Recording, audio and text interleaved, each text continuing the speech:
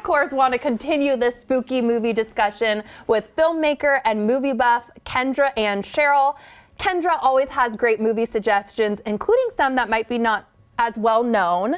And so you're here now and welcome back. Thank you so much. Thanks for having me. Oh my gosh. Okay, so how do you feel about horror movies? Are you a fan? No. I am In not, a word, not no. a scary movie girl at all.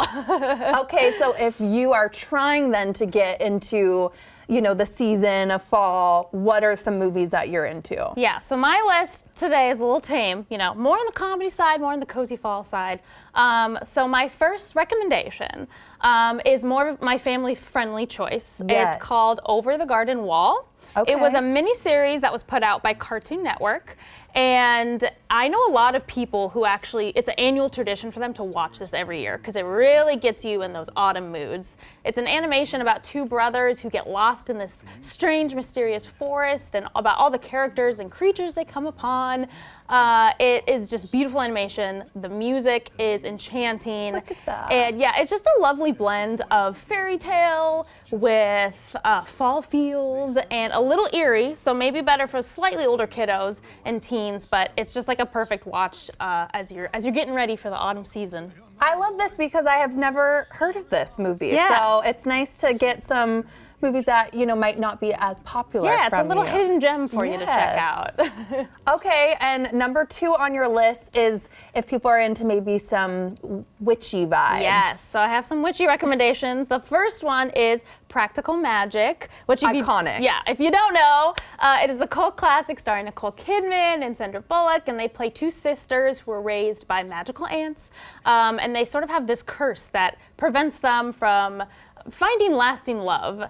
And it's the closest thing I think you can get to a Halloween-y rom-com. Which I love. Yes, and it's very charming, very cozy, but what is extra special about this film is that part of it was filmed on Whidbey Island.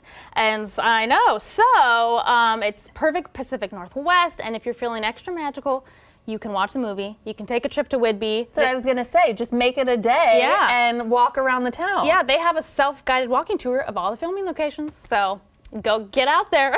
Done and done. And you have one more, The Love Witch. I do, The Love Witch. Now this one's a little more risque. Ooh, but okay, it's spicy. it's also a cult classic, but it's actually a modern day film, 2016, made to look like a 1960s horror comedy. And it's about this witch who uses her powers to make men fall in love with her, but of course there's dire consequences. It's a little gory, a little raunchy, but it is so much fun. It's like a 60s B movie. It was a female director who also did the production design, the wardrobe, the music, all around. So if you want a fun watch with some real witchy vibes, highly recommend The Love Witch. Okay, and speaking of keeping kind of maybe with the theme a little, Vampire Lovers. Yes. Is your next pick. It is. So if you want more vampire-centric, I highly recommend, it's a new show called What We Do in the Shadows. Oh, so it's a TV show. It is a TV show. Okay. It was based on a movie, and now it's Okay. a show. It's actually, there's 6 seasons of it, so you have plenty to watch. It is a mockumentary about really eccentric vampire roommates living in modern-day Staten Island and all the shenanigans they get into. So there's some gore, there's some monsters, some vampire, but overall it's just very silly, and it really plays with the vampire tropes. So it's kind of fun.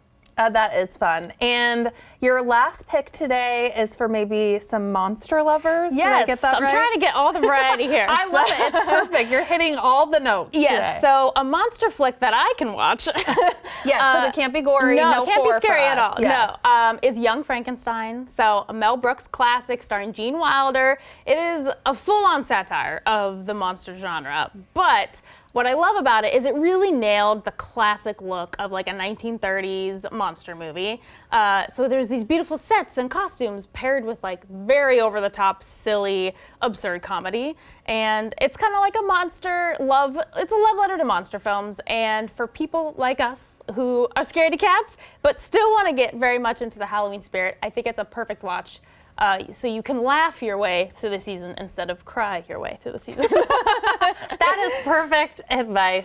If you had to pick one, I'm really putting you on the spot, but if someone doesn't have a ton of time and they're like, okay, do you have a favorite or can you really not choose? It depends. Like I said, it depends on the vibe you're going mood, for. yes. But if you're really not having any of the scariness, but you still want something, I'd probably pick Practical Magic, just because it also has the Pacific Northwest tie-in. So I think that'd be a good entry into the season. I completely agree. That was going to be my pick. Okay, good. I mean, I love a rom-com, and why not have a festive rom-com while you're at it? Thank you, thank you, thank you.